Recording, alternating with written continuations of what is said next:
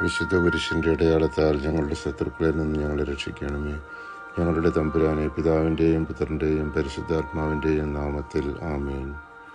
നമ്മുടെ കർത്താവായ ദൈവം തൻ്റെ മഹത്വത്തിൻ്റെ സമ്പന്നതയാൽ നമ്മെ അനുഗ്രഹിച്ച് ആശീർവദിക്കുമെന്ന് ഉദ്ബോധിപ്പിക്കുന്ന തിരുവചന ഭാഗമാണ് വിശുദ്ധ പൗലോസ് ഫിലിപ്പിയർക്ക് എഴുതിയ ലേഖനം 4-ാം അധ്യായം 19-23 തിരുവചനങ്ങൾ. എൻ്റെ ദൈവം തൻ്റെ മഹത്വത്തിൻ്റെ സമ്പന്നതയിൽ നിന്ന് യേശു ക്രിസ്തു വഴി നിങ്ങൾക്ക് ആവശ്യമുള്ളതെല്ലാം നൽകും. നമ്മുടെ കർത്താവായ യേശു ക്രിസ്തുവിൻ്റെ കൃപ നിങ്ങളുടെ ആത്മാവോടുകൂടെ ഉണ്ടായിരിക്കട്ടെ. ദൈവാനുഗ്രഹത്തിനായി നമുക്ക് പ്രാർത്ഥിക്കാം.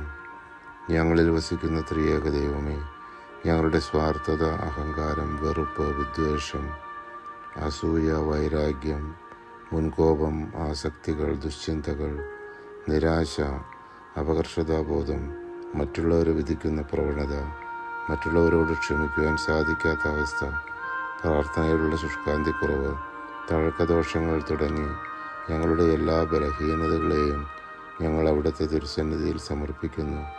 അവിടുത്തെ കൃപാസമുദ്രത്തിൽ ഞങ്ങളുടെ പാപങ്ങളുടെയും കടങ്ങളുടെയും കറ കഴുകി ഞങ്ങളെ വിശുദ്ധീകരിക്കണമേ. ഞങ്ങൾക്ക് നിർമ്മലമായ ഒരു ഹൃദയം നൽകി അവിടുത്തെ അനുഗ്രഹവർഷം ഞങ്ങളിലും ഞങ്ങളുടെ കുടുംബാംഗങ്ങളിലും ചൊരിയണമേ. ആമേൻ.